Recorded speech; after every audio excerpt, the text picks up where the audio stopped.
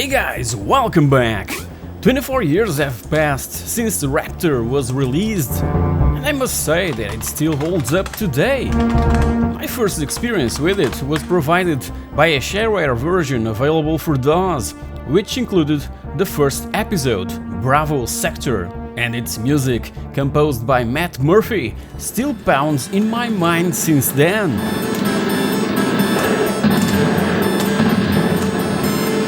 Raptor Call of the Shadows was originally developed for MS-DOS by Cygnus Studios and published by the mighty Apogee software back in April of 1994.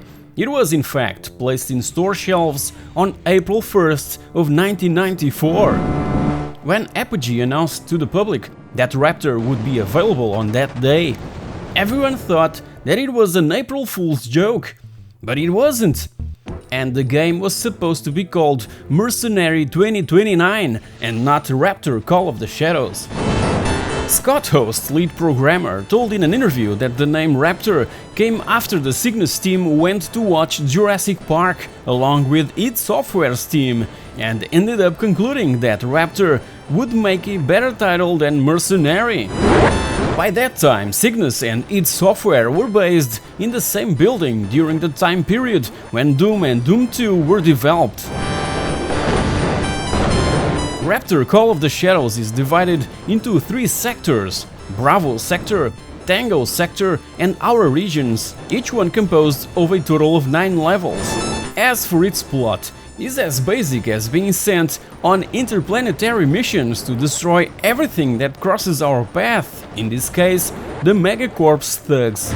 Being a shoot-'em-up, everything that appears on screen must be destroyed, from other flying objects to ground targets like turrets, buildings and vehicles. Obviously that a shoot-'em-up without end-level bosses wouldn't be a shoot-'em-up, so there's plenty of those, even halfway through a certain number of later levels. Credits and bonuses are earned by destroying stuff, and the more difficult the enemies are, the more credits and bonuses we'll get.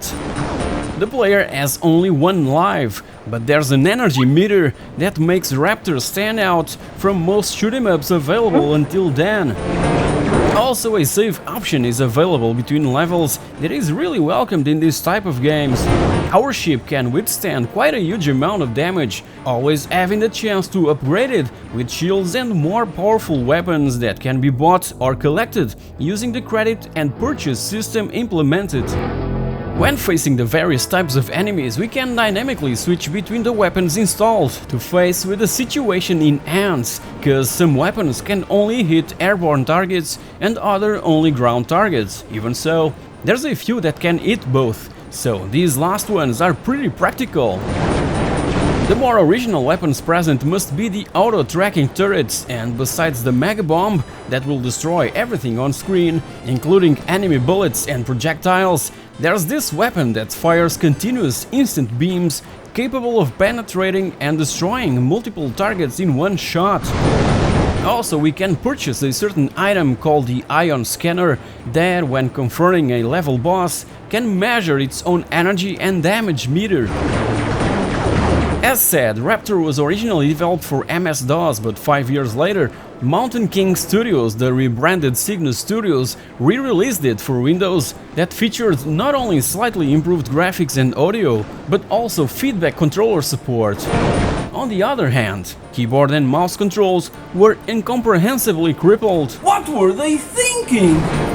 By 2010, .emu published Raptor for Windows XP, Vista and 7, allowing different screen resolutions and ditching the force feedback support. A year later, the Apple Store also received a new port from the 2010 edition, but this version is no longer available. Instead, there's a macOS port that is still available for $1.99.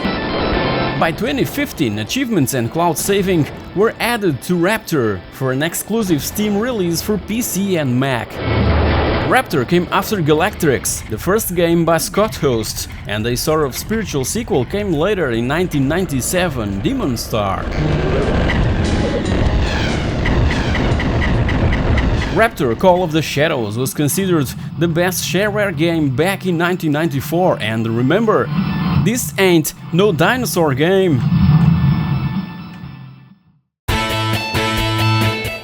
So guys, hope you've enjoyed this look back at the incredible Raptor Call of the Shadows that still holds up pretty well nowadays. I also have the GOG version, but I end up going back to my IBM PS1 to play it the way I used to back in the day. Feel free to like, to share, to subscribe, and to click on that bell icon to be notified when a new It's a Pixel Thing video is uploaded. Also tell me everything down in the comments section below. Did you also play Raptor back in 1994? Were you also introduced to this game by the shareware version?